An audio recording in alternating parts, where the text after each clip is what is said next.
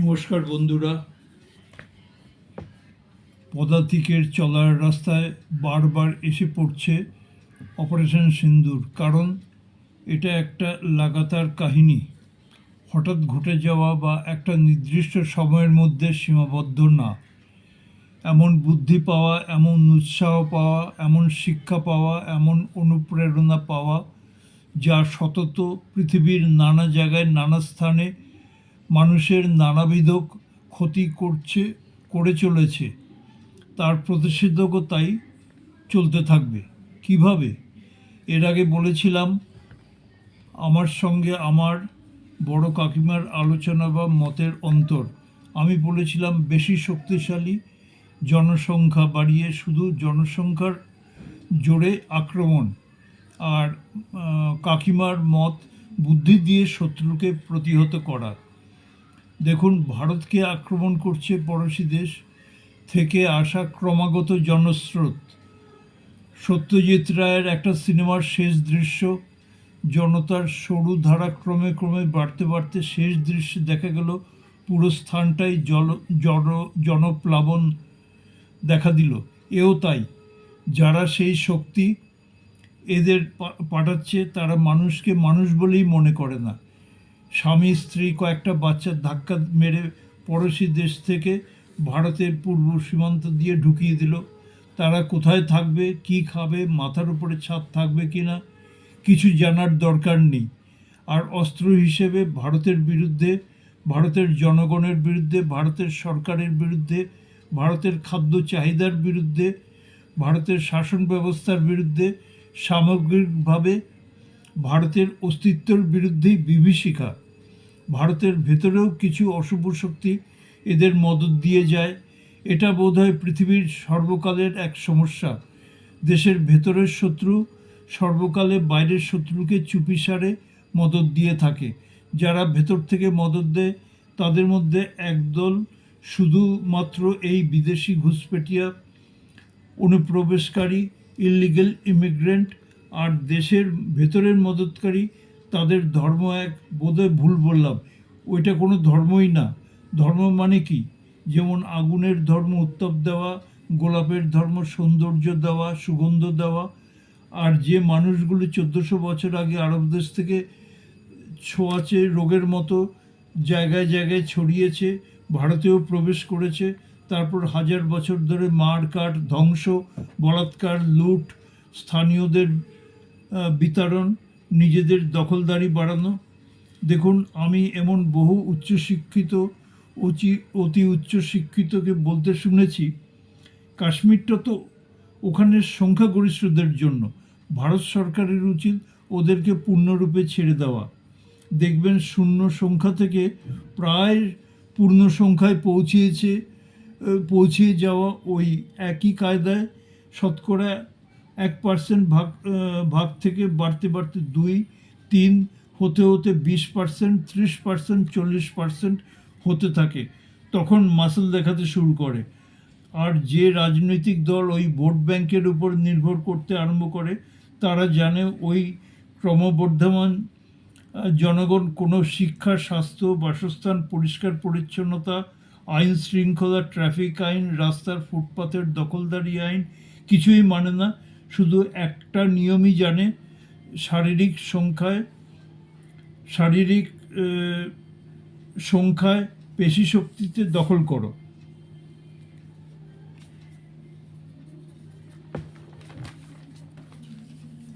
তারপর খেতে পড়তে পারবে কিনা, শিক্ষা পাবে কিনা, স্বাস্থ্যর ব্যাপারে কোনো ভাবনা চিন্তা করার দরকার নেই। অর্থাৎ চিকিৎসার মান সুযোগ আছে কিনা জানার দরকার নেই। আমি কি খুব পক্ষপাতিত্ব বা বায়াসড হয়ে কথা বলছি? দেখুন, আমাদের পাশের দেশ পূর্ব দিকে খুব পেশি শক্তি দেখিয়ে, দাঙ্গা করে, গলাবাজি করে, সংখ্যায় বাড়িয়ে, শূন্য সংখ্যা থেকে সংখ্যাগরিষ্ঠ হয়ে যারা হাজার হাজার বছর ধরে বংশ পরম্পরায় ওখানের বাসিন্দা ছিল, তাদেরকে দেশ ত্যাগ করতে বাধ্য করলো। তখন নাকি বলতো এরা বলতো আর কি, হিন্দু ডাক্তাররা আমাদের মহিলাদের চিকিৎসার জন্য শরীর পরীক্ষা করবে কেন? অতএব পুরুষ ডাক্তারদের ভাগাও। যখন সনাতনী পরিবারের যাদের মধ্যে ডাক্তাররাও আছেন তারা চলে আসেন পশ্চিমবঙ্গে, তখন দেখুন তাদের এই ডাক্তারদের পেছন পেছন ওই দেশিরা, ওই জিহাদিগুলো ভিসা পাসপোর্ট কেটে এদিকে আসে চিকিৎসা করাতে সেই সনাতনী হিন্দু ডাক্তারদের কাছেই। এর থেকে বড় যোগ আর কি হতে পারে? কোনো মানুষ যার মধ্যে মনুষ্যত্ব বোধের ছিটেফোঁটা আছে তারা এরকম করতে পারে না। বন্ধুরা বলুন, এরা তাহলে কি? যাই হোক, আবার ফিরে যাই কাশ্মীরের পেহেলগামে। সেই নিদারুণ ঘটনার প্রতিক্রিয়ায় যা হয়েছে তা তো ভারতের থেকে কেটে নেওয়া পশ্চিম দিকের অংশ টের পাচ্ছে, প্রতিক্রিয়াটা টের পাচ্ছে। না শুধু তারা না, তাদের মদতদাতা পৃথিবীর সবচেয়ে বড় লোক দেশ খুব ভালো করে টের পেয়েছে। তাদের একটা অতি দামি এয়ারফোর্সের প্লেন হ্যাঙ্গারে থাকা অবস্থায় ধ্বংস হয়েছে। আর পেহেলগামের মদতদাতা, উৎসাহদাতা ওই নর নররাক্ষসগুলিকে পাঠানোর দেশের সব আবহাওয়ার সব বন্ধু দেশ গোটা 4 এয়ারফোর্স প্লেন ও ওই হ্যাঙ্গারে থাকা অবস্থায় ধ্বংস হয়েছে। এটা ওদের প্রধানমন্ত্রীর কাছ থেকে জানা গেল যে কেন ওদের এই বিপর্যয় হলো। হয়েছে কি, তখন তাদের প্রধানমন্ত্রী খুব ভোরবেলায় নিজের বাড়ির সুইমিং পুলে সাঁতার কাটছিলেন এবং পরিকল্পনা ছিল ওদের ওই ভোরবেলায় যে উঠক বৈঠক নাকি গড়াগড়ি খাওয়া নাকি কান বন্ধ করে কিছু শুনবো না সেই অভ্যাসটা করবে। তার আগেই আমাদের দেশের সেই বাণ, যা রামায়ণ মহাভারতের কাল থেকে মহারথীদের কাছ থেকে অনুপ্রেরণা নিয়ে নিরন্তর উন্নত থেকে উন্নততর হচ্ছে, তা দিয়ে ধ্বংস করা হয়েছে। হ্যাঁ, বিজ্ঞানীদের উপর ভারতীয় সেনার সম্পূর্ণ আস্থা। আর বিজ্ঞানীদের আস্থা সৎ বুদ্ধিমান দেশমায়ের প্রতি সমর্পিত রাজনৈতিক নেতৃবৃন্দের ওপরে। এই সেনা, বিজ্ঞানী, রাজনৈতিক নেতৃবৃন্দের মেলবন্ধন, আস্থা, বিশ্বাস, এর ফল এবারের খুব অল্পকালীন যুদ্ধের ফলাফল। দেখুন, এর বিপরীত আমেরিকার ভিয়েতনাম লড়াই বছরের পর বছর, ইরান ইরাক লড়াই বছর 8, আমেরিকা আফগান লড়াই কয়েক বছর, হালে রাশিয়া ইউক্রেন বোধহয় 6.5 বছর, না 3.5 বছর, ইসরায়েল গাজা কয়েক বছর চলছে।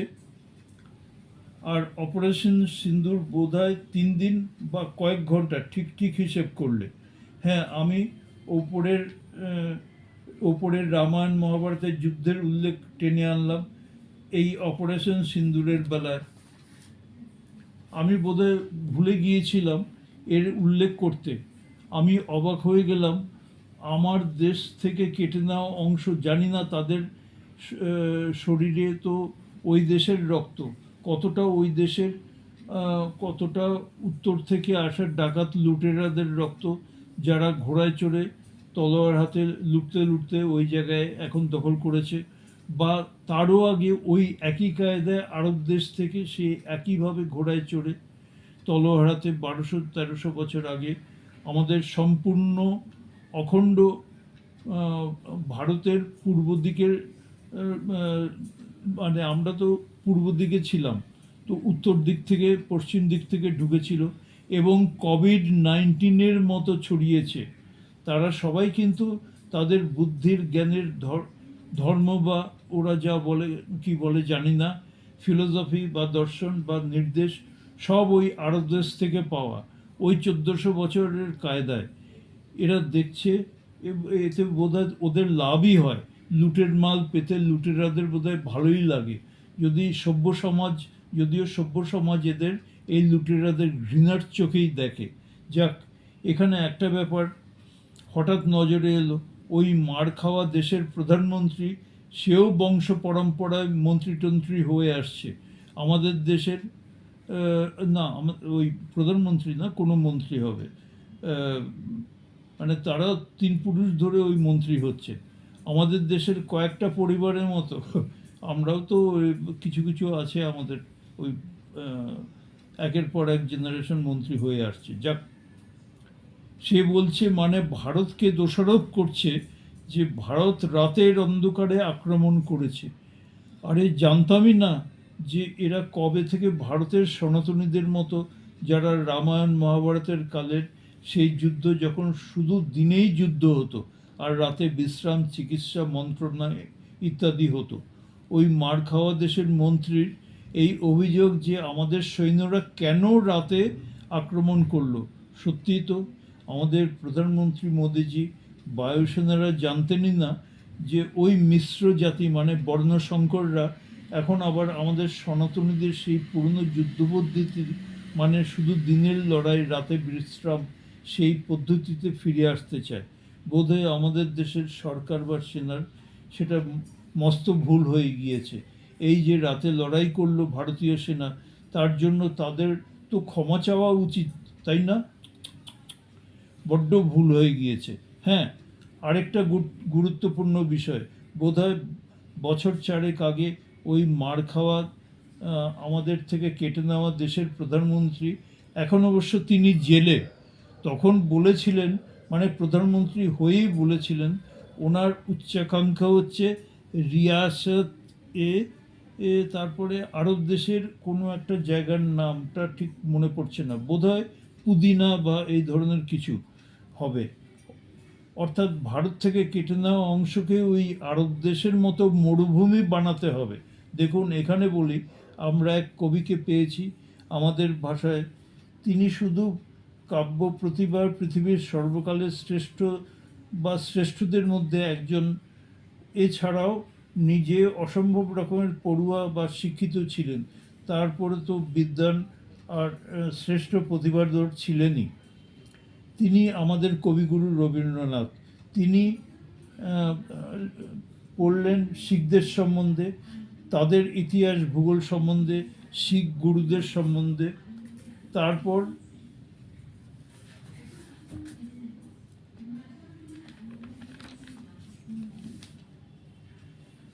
তাতে দেশ মাতৃক দেশ সাহিত্য সম্রাট, কবি, দেশপ্রেমিক, মহাপ্রতিভাবান, বন্দে মাতরম মন্ত্র গানের স্রষ্টা ঋষি বঙ্কিমচন্দ্র আমাদের দেশ সম্বন্ধে লিখেছিলেন, সুজলাং সুফলাং মলয়জ শীতলাং মাতরম, এই ভারতভূমি। তারপর কবিগুরু রবীন্দ্রনাথ এক কবিতায় দুটো কথা লিখলেন, পঞ্চনদীর তীরে বেণী পাকাইয়া শিরে, দেখিতে দেখিতে গুরুর মন্ত্রে জাগিয়া উঠিছে শিখ নির্মম নির্ভীক। শিখদের বীরত্ব, ত্যাগ, গুরুর ত্যাগ, সাহস এর বর্ণনা করতে গিয়ে আরও একটা কথা বললেন, পাঁচ নদীর কথা, পাঞ্জাব ভূখণ্ড পাঁচ নদীর পাঁচ জলস্রোতের সঙ্গে ওতপ্রোতভাবে জড়িত। আজকের দিনে আমাদের পশ্চিম দিকে আর পূর্ব দিকে যে অংশকে কৃত্রিমভাবে কেটে বাদ দেওয়া হয়েছিল 1947-এর সেই 15ই আগস্ট ইংরেজেরা চলে যাওয়ার দিনে, চিন্তা করুন আমাদের ওপর রাজত্ব করলো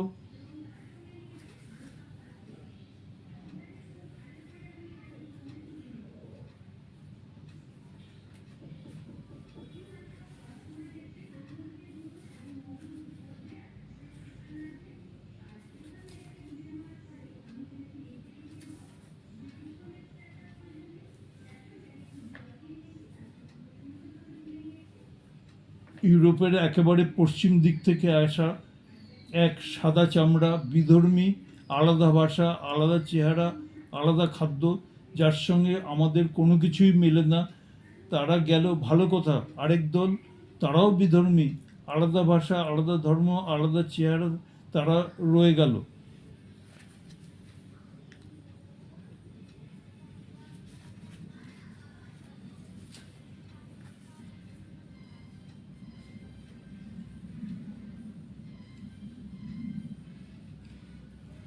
এবং এছাড়াও ভারতের দুদিক থেকে কেটে আলাদা করে নিজেদের থাকার জন্য নিয়ে নিল।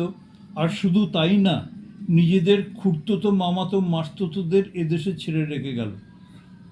ভারতের বাকি রয়ে যাওয়া অংশ আমাদের সনাতনীদের জন্য যা রইল, অনবরত প্রায় 80 বছর ধরে ভুগে যাচ্ছি প্রত্যক্ষভাবে ওই কেটে নিয়ে যাওয়া অংশ থেকে। আর তার পেছনে আছে বহুদূর থেকে ওই সাদা চামড়ারা এদের উস্কানি, মদত, বুদ্ধি, আর্থিক সাহায্য, বৈজ্ঞানিক সাহায্য, অস্ত্রশস্ত্র সব দিয়ে সাহায্য করবে ওই সাদা চামড়াওয়ালারা মরিব দেশগুলো। আর এই বর্ণসংকর দেশগুলো যারা দেশ জায়গা তো লুট করে নেয়, কিন্তু তারপর তাকে জনসংখ্যা বাড়িয়ে নরক বানিয়ে রেখে দেয়। আর ওই সাদা চামড়ার দেশগুলো জানে ওই পশুবৎ ও দুঃখিত ও আমি পশুদের অপমানিত করতে পারি না, কি বলবো, মহাভারতের অর্জুনের ভাষাতেই বলি, বর্ণসংকর নরকবাসী সময়ে সময়ে মদত দেয় ভারতের পেছনে লাগার, অনিষ্ট করার জন্য। কারণ সাদা চামড়ারা জানে বিজ্ঞানে সনাতনী হিন্দুরা হাজার হাজার বছর আগে থেকেই বিজ্ঞান সাধনাকে ধর্ম হিসেবে নিয়েছে, ক্রমাগত জ্ঞান বিজ্ঞানের তপস্যা করেছে। যে দেশের নাম ভারত, অর্থাৎ ভা মানে জ্ঞানের প্রকাশ আর রত মানে লেগে থাকা, যেমন কর্মরত লেগে থাকা, পাঠরত লেগে থাকা ইত্যাদি।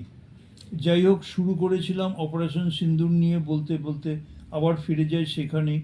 আমাদের প্রধানমন্ত্রী মোদিজি বলেন বসুধৈব কুটুম্বকম। তিনি কি করে আমাদের পড়োশী দেশের কোনো অপকার করতে পারেন? কারণ বলছি, আমাদের পশ্চিম দিকের কেটে নেওয়া অংশ, যাকে ওই বাইরে থেকে আসা ডাকাতেরা নাম দিয়েছে পাকিস্তান, তাদের এক প্রাক্তন প্রধানমন্ত্রী যে ভালো ক্রিকেট খেলতো আর বিশ্বকাপ জিতিয়েছিল সেই দেশকে, সে দেশের প্রধানমন্ত্রী হয়ে বলেছিল ওই দেশকে বানাবে রিয়াসতে পুদিনা না কি একটা নাম, যেন আরব দেশ থেকে ধার করে নেওয়া। নিজেদের তো কিছুই নেই, সবই বাইরে থেকে নেওয়া। তাই যদি ওই আরব দেশের ওই তাদের পবিত্র জায়গা তাকে বানাতে হয়, কবিগুরু ওই সময়ের জায়গা পঞ্চনদীর তীরকে, অর্থাৎ ঋষি বঙ্কিমের সুজলা সুফলা না রুক্ষ শুধু বালি আর বালি দেশ, আরব দেশ। হ্যাঁ বন্ধুরা, আমি আরবের 4টা দেশ দেখেছিলাম, কাতার, দুবাই, ইসরায়েল আর জর্ডান। 4টে দেশের মধ্যে শুধু একটা নদী দেখেছি, জর্ডান নদী। 6-7 ফিট চওড়া হবে, হ্যাঁ 6-7 ফিট চওড়া, বাস। কোনো জলাশয় দেখিনি, হ্রদ দেখিনি, কিচ্ছু না। তো পাকিস্তানের সবচেয়ে জনপ্রিয় নেতা প্রাক্তন প্রধানমন্ত্রী, এখন অবশ্য জেলে, তার স্বপ্নই ওই সুজলা সুফলা পঞ্চনদীর তীরের দেশকে মরুভূমি বানাতে হবে। বিশ্বাস করুন, প্রধানমন্ত্রী হয়েই প্রথম কথা রিয়াসতে পুদিনা না কি একটা নাম, যেন মানে রিয়াসত মানে রাজত্ব, সেটা ওই বিদেশে থেকে আমদানি করা ভাষা। তো আমাদের প্রধানমন্ত্রী তো চেনাওয়ের নদীর জল বন্ধ করে ঠিকই করেছেন, ওদের সত্যিকারের মনোকামনা মনোবাসনা পূর্ণ করেছেন। আমরা সনাতনীরা পড়োশি হিন্দু প্রধান দেশ নেপালে বেড়াতে গেলে মনোকামনা মন্দিরে যাই ভগবানের দর্শন করতে। পাকিস্তানিরা পঞ্চনদীর তীরে সুজলা সুফলা দেশে ভীষণ কষ্টে আছে।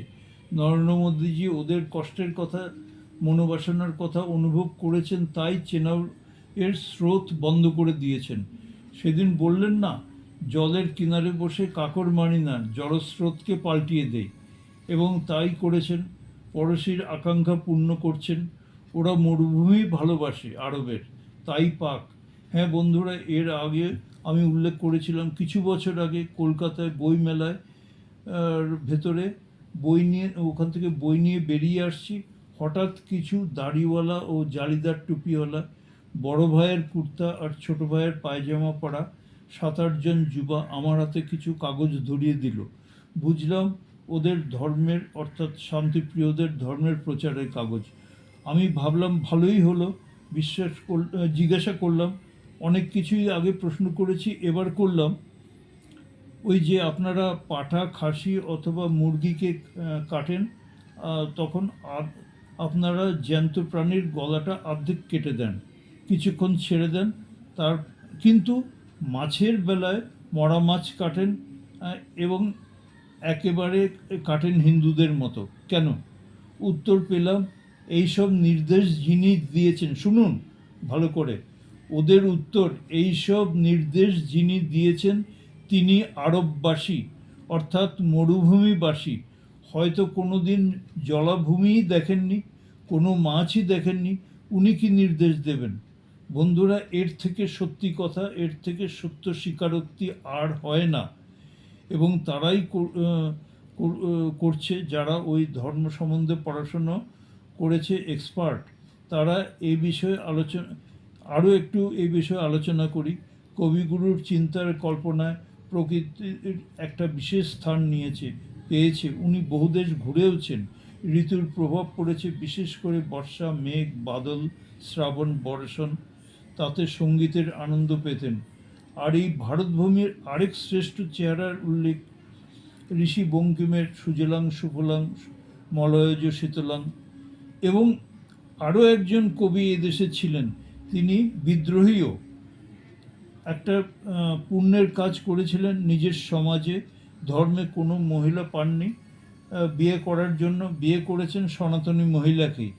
তার কল্পনায় কিন্তু এসেছিল সেই আফ্রিকার মরুভূমি, যাকে সাহারা বোধহয় আরবের এক্সটেনশন, মাঝে অবশ্য সামান্য কিছুটা সমুদ্র আছে।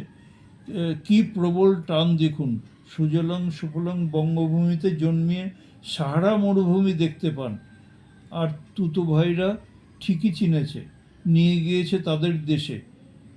এবং আমাদের প্রধানমন্ত্রী মোদিজিও ওদের মনোকষ্টের কথা অনুভব করলেন এবং বন্ধ করে দিলেন জলস্রোত, মরুস্থান করতে চান। বসুধৈব কুটুম্বকম। ধন্যবাদ বন্ধুরা।